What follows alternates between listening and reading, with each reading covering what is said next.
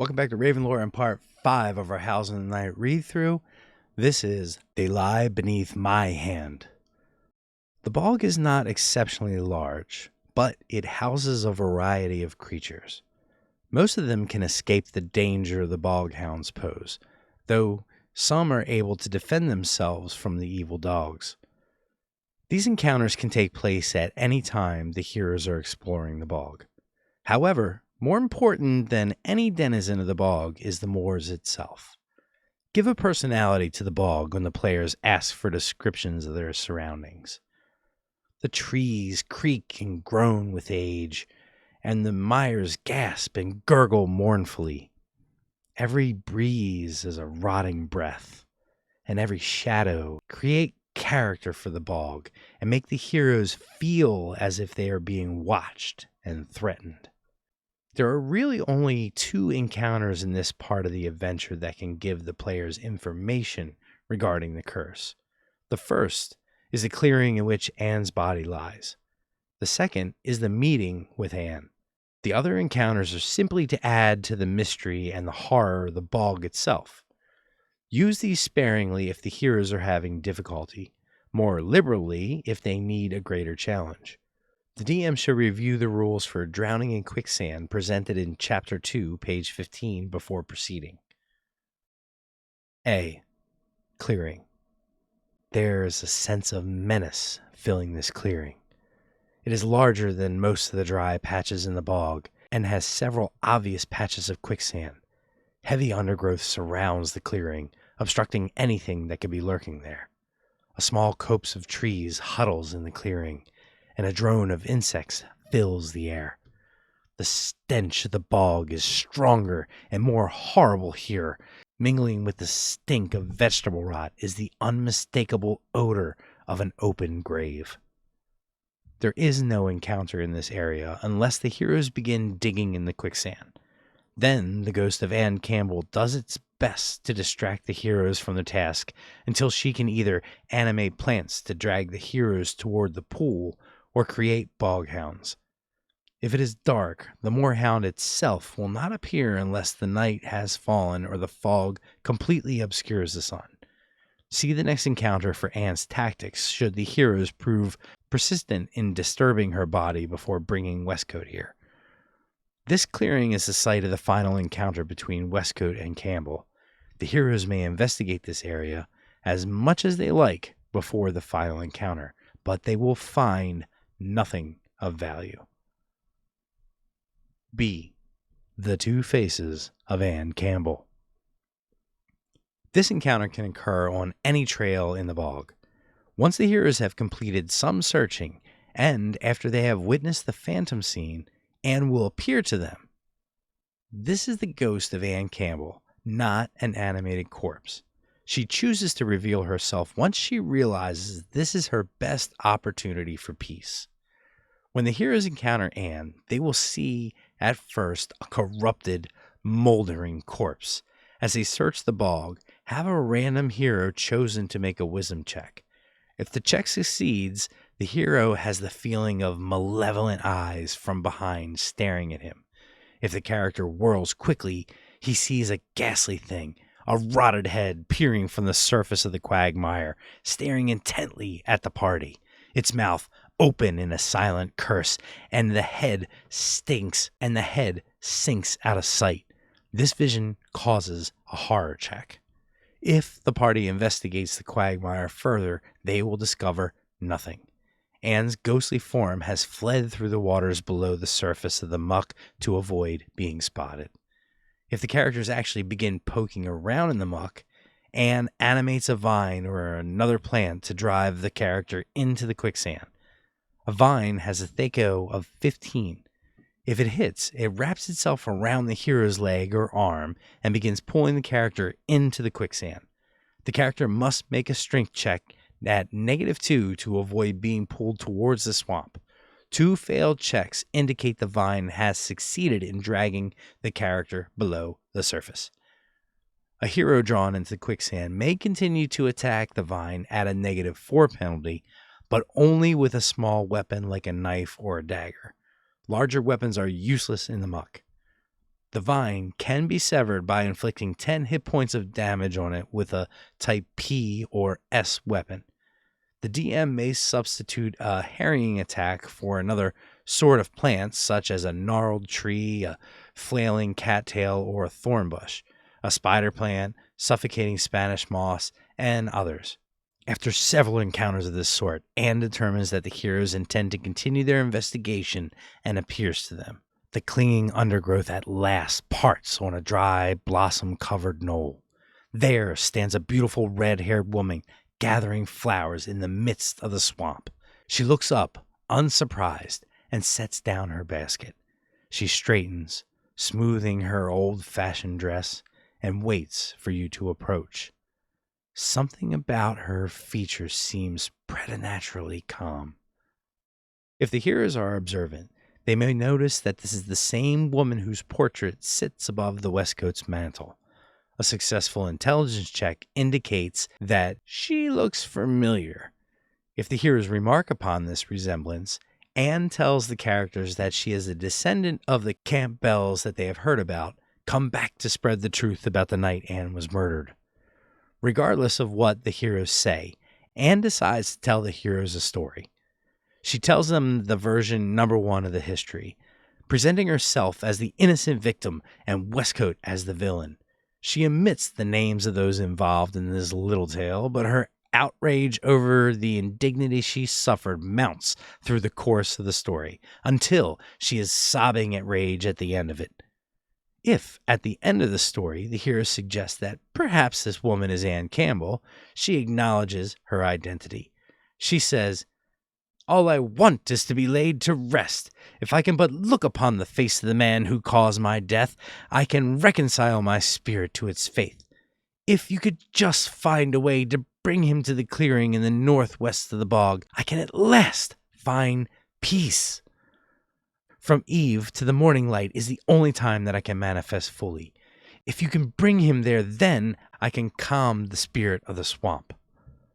If the hero suggests that she is being duplicitous, she flies into a rage, accusing the heroes of being Westcoat's pawns, of wanting to see her suffer for an eternity. Boghouse attacks on the heroes intensify when they leave Anne, until the heroes bring Westcoat into the clearing. Nor will they be permitted to leave the vicinity until the curse is broken. If the heroes do not identify the woman as Anne Campbell, she remains calm. If the heroes are insulting, she keeps her temper under control. She asks that the heroes if they won't escort their host Westcoat to the northeast clearing so that she can speak to him about her ancestors' demise. She decides to go with him to Westcoat Manor, saying she won't feel comfortable in the house and would rather meet with the Lord someplace more neutral than in his house. She requests that the characters bring him in the late afternoon or the evening so that Burton and Anne can both have the night to think on the words of the other. She does not seek vengeance, only to at last put the Lord and the land at rest. Once the heroes bring Burton to the northeast clearing during the hours of dusk and dawn, move to part 5, the climax. C. Boghounds. This encounter takes place only at night or on exceptionally foggy days. While the heroes wander the morass of the bog, they hear the howling of the hounds nearby abruptly fall silent. For 1d10 rounds after the howling ceases, the hounds move stealthily to flank the heroes. All that may be discerned is the occasional panting of the hounds, which halts just before someone can determine its source. When the party is surrounded, or when a hero straggles behind, the hounds leap into the attack. This encounter does not occur if Anne has already persuaded the heroes to bring Westcoat to the bog. Boghounds 8, Intelligence Semi, Alignment Neutral Evil, AC 5, Movement 15, Hit die 2+2, Hit points 10 each. Thaco 19, Numbers of Attack 3, Damage 1-4, 1-6, Size Medium, ML 15, XP 15 each. D. Baby Shambler. This encounter is a place where the evil of a tragic death and a chance collide to create life. A shambling mound is growing created in this clearing, and it attacks anyone who enters. It won't pursue beyond the clearing's edge as its long roots form a tether. It is vulnerable to all forms of attack until fully grown, a process that will take 3 more weeks. Shambling Mound 1. Intelligence low, alignment neutral, armor class 0, movement 6, HD 4, hit points 24, Thaco 17, number of attacks 2, damage 2828, size medium, ML 15, XP 650. This shambler entangles its victim if both of its arms hit. Entangled victims suffocate in 2 to 4 plus Constitution hit point bonus rounds unless the shambler is slain or the victim breaks free on a successful Bembar's lift gates roll with a plus 20% bonus. E. Wild Boars. This is a family of wild boars that has only recently wandered into the swamp. They have been harried by the bog hounds at night, and several of their numbers have been killed. This makes the rest of the boars much more protective of the remaining members of the family, and they charge intruders on sight. However, because the boars have been kept awake at night, deafening themselves from the hounds and therefore are extremely tired, any damage they caused is reduced by 1. Boars 5.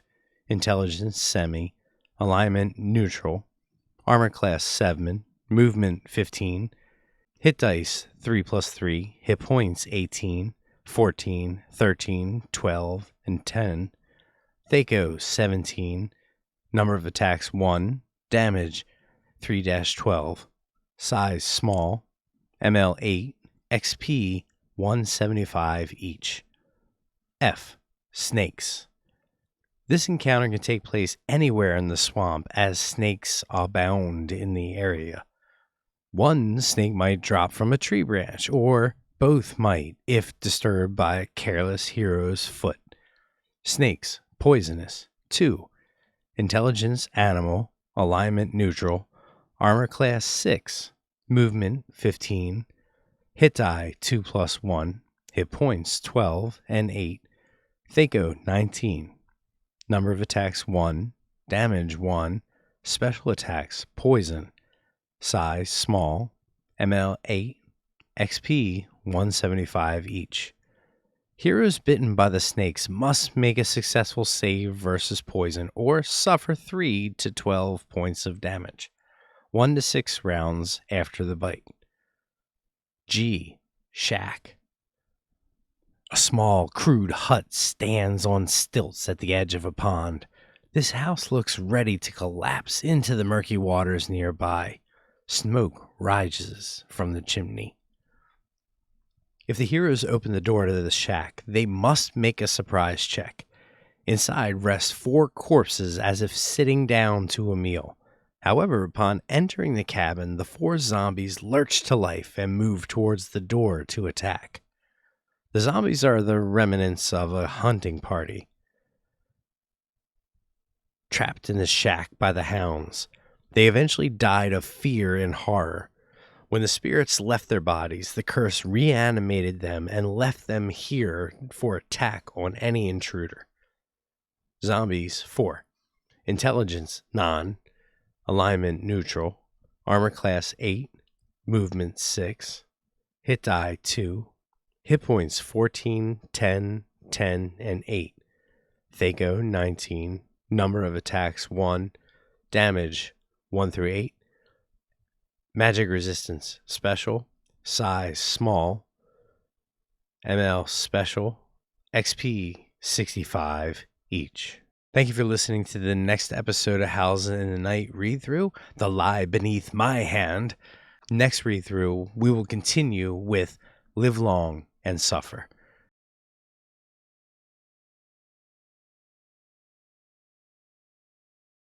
I can claim this. Claim.